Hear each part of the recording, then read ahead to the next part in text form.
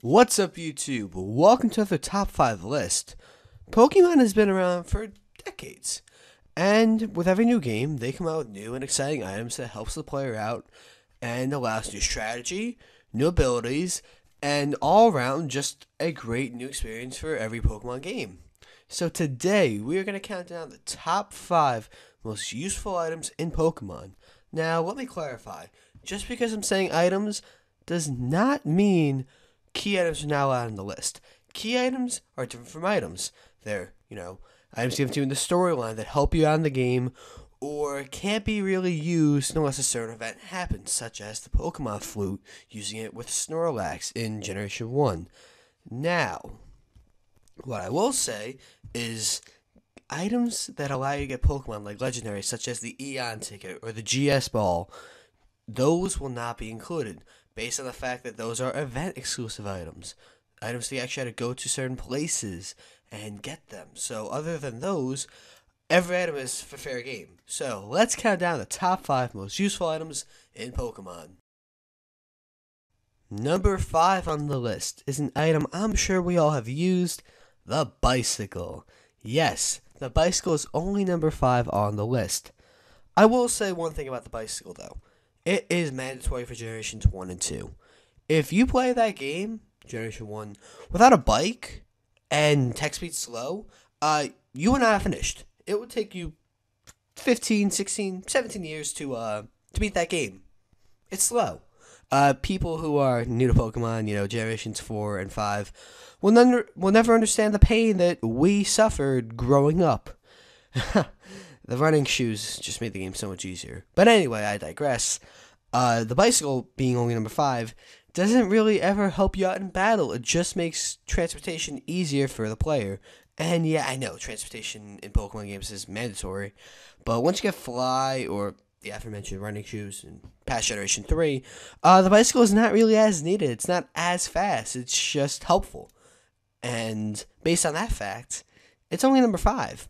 Items used in battle or helping out in battle are more important than the bicycle. But that's not saying the bicycle is not, helpful, but it's still only number 5 on the list. Number 4 on the list is the Versus Seeker. Now, the Versus Seeker is actually personally one of my favorite items in Pokemon. However, it is only in 2 generations out of 5. That is a 40%. That is a failure, first off. For one of the most helpful items in the game, being only in Fire Red and Leaf Green and, Diamond and Pearl, it just, wow. I don't know why this was not put in Generation 5, but it really could have helped. What the Versus Seeker allows you to do is any trainer that you previously fought, you now have a chance to fight again and again and again, allowing you to train up your Pokemon, get more money, and being ready to fight gym leaders or tough battles or anything else ahead. Yeah, it sounds incredible, but it's not in Generation 5.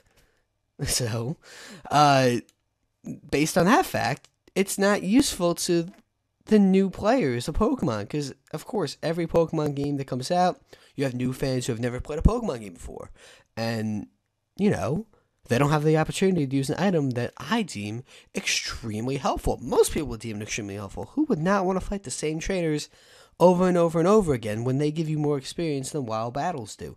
It just helps. And, if it was in Generation 5, it'd be higher on the list, but for 2 generations, the Versus Seeker is still one of the most helpful items in Pokemon ever. Number 3 on the list is the Sacred Ash. Now, the Sacred Ash is, I'll say, the equivalent of a Mega Phoenix down in Final Fantasy. What it allows you to do is every party member who has fainted can be healed and brought back with full life. Sounds pretty good, right? One problem, cannot be used in battle. Yeah, can't be used in battle. So, not extremely helpful. It's incredible when you get this item. It's also incredibly rare. But the fact that you can't use it in battle just kills it. Because what's the point then? If you're not in battle, you could just fly out of Pokemon Center.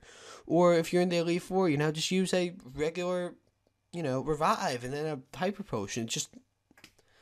It just doesn't really help you. Who knows? I mean, the item is great.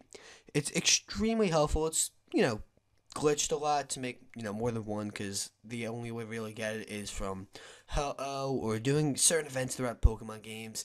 Um, it just doesn't help you in the real battles. It's just kind of there. It's a gigantic tease of an item that could have been number one on the list, but based on the fact that it can't be used in battle, number three on the list. Still very good, but it's just wasted.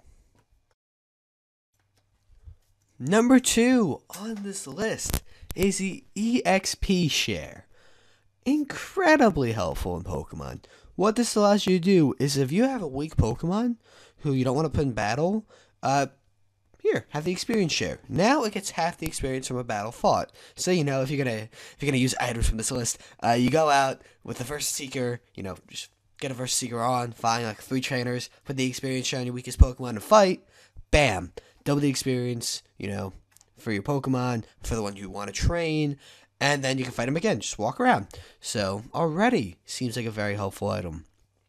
It's in every Pokemon game that allows you to hold items. So Past Generation 1, very easy to get, not much required. Incredibly helpful for every part of the game because you're always going to want to add a new team member or train something up.